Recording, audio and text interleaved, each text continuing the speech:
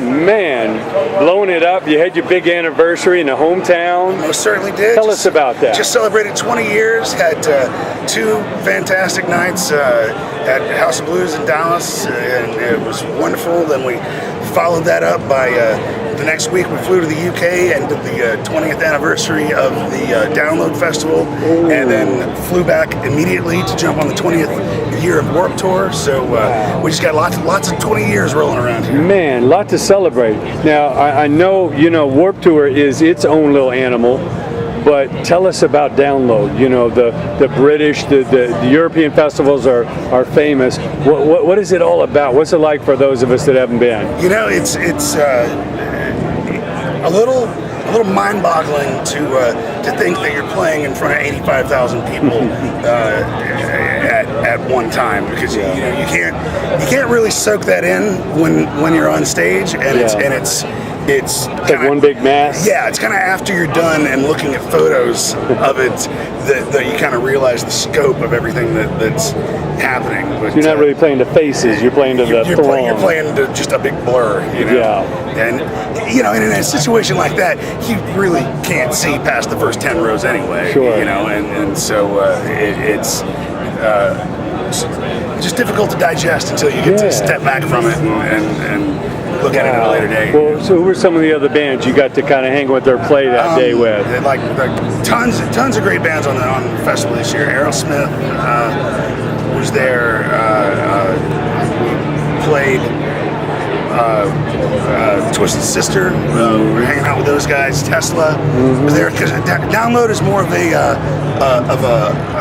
rock, metal, classic rock kind of festival. Yeah, and hard rock. And so we just happened to be really friendly with the folks that put it on, and so this was our I can't remember, it was fourth or fifth time to play the festival, and it's just amazing to be there in the presence of just super rock royalty, Sure, everybody's played it. Yeah. Now you got to shift gears, because now all of a sudden you go from the rock legends to the Warped Tour, where there's new bands every year. You never heard of them, but the kids are going crazy. Yeah. How do you shift gears, and why is the Warped Tour in its 20th year such a vital part of American history here? Well, it's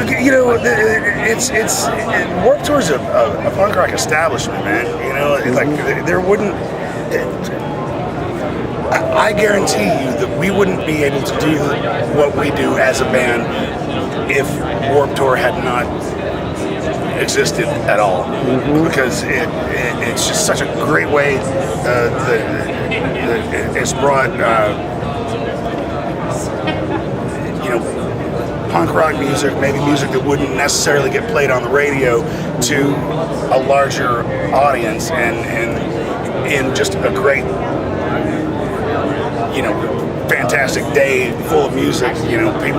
People coming out, maybe knowing one or two bands that are playing, but you're here all day and you just run across somebody playing on one of the stages, and you're making fans every day. Yeah, it's really, really cool. Well, you guys have endured so much. What is it that inspires you every day to get out there and do it better and harder than you've ever done it before? Honestly, doing it for this long, I'm really lucky to be able to say that we still just really, really love what we do, and the guys in our band and on our crew, these are my best friends in the entire world, closer than family. So you're like a sports team going out there trying to win. Exactly, and so it's just a big concerted effort every day. You see the teamwork happening, and it's once that last note is played, it's the feeling of, hey, we did it again. We got one more down on the books, and that's really fantastic feeling. Yeah. Tell us about your latest project and what you're most proud of accomplishing with that. Right now, we are working on 2 albums simultaneously, and it's to celebrate our 20th anniversary.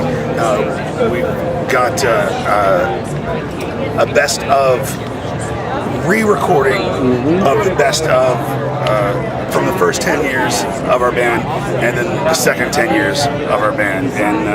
And people can go to pledgemusic.com and check that out.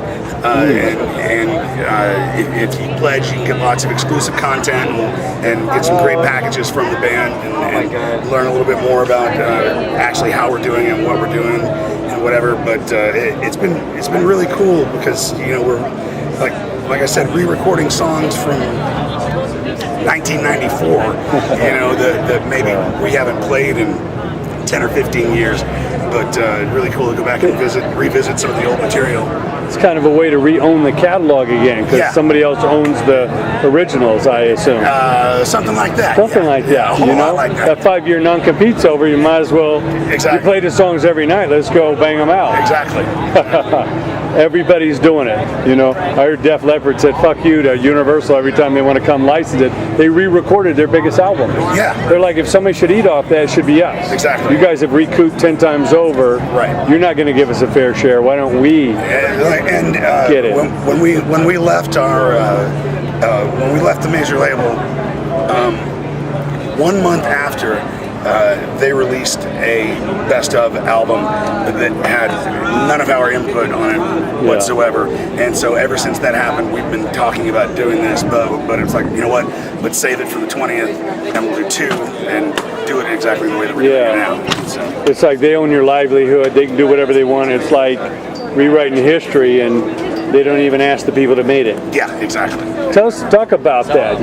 There's obviously advantage, especially back in the day, to having the machine, the label, the budgets, and all that. What are the advantages of the independent movement? I can say very certainly that we wouldn't be in the position that we are now without the record label.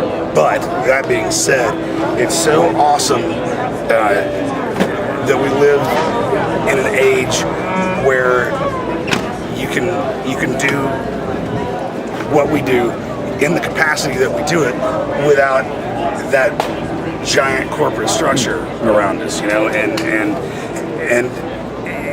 it's really cool because when you're doing the fan-funded stuff, people get a much more hands-on, kind of visceral experience with the album because there's so much exclusive content and you get like daily video updates from being in the studio and I think it gives people like a real sense of actually being a part of the making of the album and that's something that even when we started this band 20 years ago, you couldn't have done because you didn't have that. Well, you didn't have the internet. You didn't have that immediacy of sharing information with people. Sure. Back, like when we were kids, it was sitting around waiting for another month for the next rock and roll rag to come out, and just crossing your fingers that your favorite band was going to be in next month's issue, and just hoping that you get even 2 paragraphs about what's happening with them, Sure. And now you can just, every day, you're following people on Twitter and on Facebook and whatever, and you're learning what your favorite band had to eat for breakfast, like that kind of thing. So it's just very cool. Yeah. It was kind of nice, the innocence of the past, and now that we have this new technology, we kind of wonder how'd we get around without the internet or emails or cell phones? It's like I'm holding a computer in my hand, Your entertainment center. And when we started touring, we were advancing shows at the payphone at the truck stop, 2 days in advance, rather than sending giant documents back and forth via this little thing that shoots a signal into outer space, and so it's very cool to think that we did it that way, but it's still almost mind-numbing to try to consider how we actually made things happen. And what advice do you give to those young bands? Because some of them kind of take for granted they have all these tools, and they hadn't kind of paid the way or paid the dues What do they need to concentrate on to have a shot at being unique or original? You know what? The best advice that I can give to a younger band, and it has nothing to do with any of that stuff. It's like, make sure that you like what you're doing. Make sure that you're in the band with people that you care about, that you can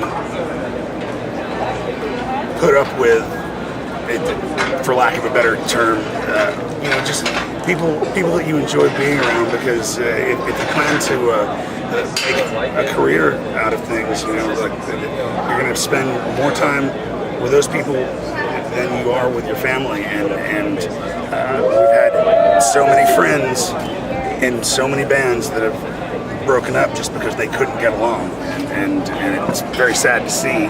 But at the same time, if you're not getting along, then you don't do it anymore. And that's been our mantra from day one. If we're going to do this, as long as we're still having fun, and luckily, this many years later, we're still having fun doing it.